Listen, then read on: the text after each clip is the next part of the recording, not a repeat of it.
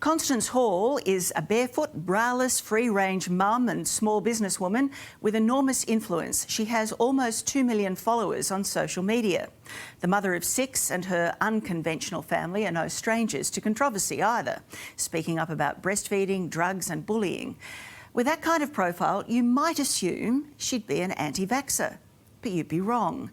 While she told her followers, hell no, she doesn't want the vaccine, Constance is getting her jab, doing it for the community that looks after her.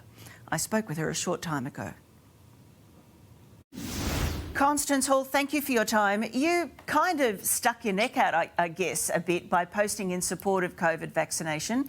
Why did you feel the need to do that?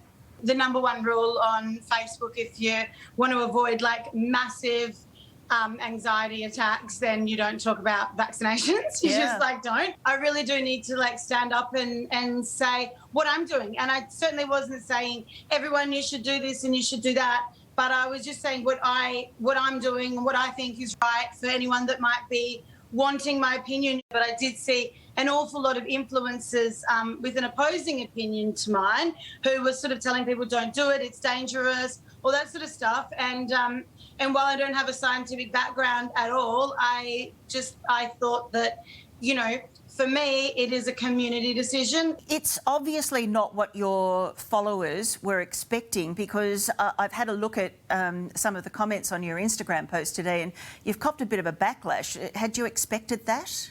I'm not scared of that. And, you see, I think people always say backlash, and they think that this means that the whole internet has turned on you, but they don't see the support and the kindness. When it's something that you can sit with comfortably, it doesn't really matter how many people want to abuse you or unfollow you, whatever they want to do, because you're standing by who you are. I've been watching this debate about jab or no jab, and I feel like people are becoming nervous about saying that they're nervous about getting the jab because they're worried about the backlash. Yeah, and I feel people need to be heard.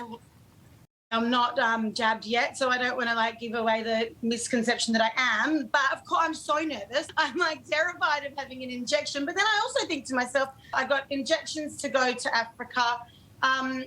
So I've had injections and, have a baby. I had an injection in my spine. So I think in other circumstances, there's more of a, the want is sort of, it's not because I'm scared of something, it's just I want to go to Africa or I want to have a baby. My heart just breaks for the people that are in ICU at the moment. And, you got to ask yourself for the shot, and then there's that. And then even if it's not a risk for me, because I live in a rural town and WA's been really lucky, it's still, there are people that, people just like us, and they're in hospital now. And it's just, I think that my little bubble has recently been burst. For me, writing that post was a very small thing that I could do that might potentially help other people get immunised and get some mums out of the house sooner rather than later, It seems like there are lots of layers to vaccine resistance in Australia that are all getting lumped under the one umbrella of vaccine resistance. There's the extreme sort of 5G conspiracy theory view, and then there are just people who are nervous because the vaccines have come onto the market very, very quickly.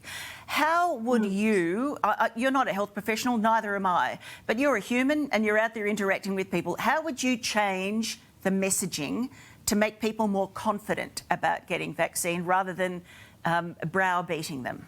If you speak up and you go, hang on, that's a foreign chemical that I don't understand yet being put into my body, I'm allowed to ask questions and I'm allowed to be scared. And if people are shutting you down and saying, no, you're not allowed to ask questions about this, you're not allowed to voice any trepidation. I've had people messaging me, saying all sorts of things. You would just die if you saw some of the messages and the curses that people are putting on me. And why? Because you've said that you'll be vaccinated.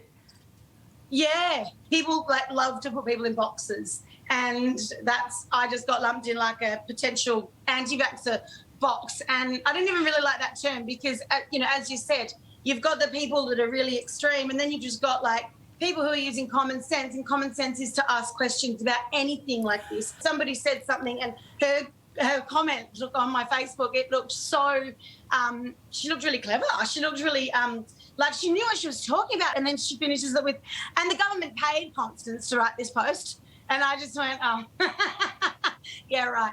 I haven't been paid by the government since I was, on Centrelink at 16 at high school at TAFE. What you need to do is find people that you trust, and that's doctors that you trust and, pharmacists that you trust, and speak to them about it. What is your pitch? What do you want to say to people in a nutshell? I am also pro-vaccine. I personally made this decision because I wasn't thinking. I'm a mum of 6 kids. I don't get that much opportunity to think about me and my body and my rights and my blah, blah, blah, blah, blah. I'm just thinking, okay, mum's older, girlfriend's got stage 3 cancer, husband had pneumonia last year. To me, it just feels like something that I do for the people around me to keep them safe. And I would encourage people to look at it as a community instead of as a, single person. You can be whoever you want to be. Get shot. Don't get the shot. And put the rest of us in danger. I'm just kidding. No pressure. Okay. I just want to tell everyone what I did. I don't want to lecture anyone about what No, do. I understand. Constance, thank you for your time. Thank you so much, Tracy.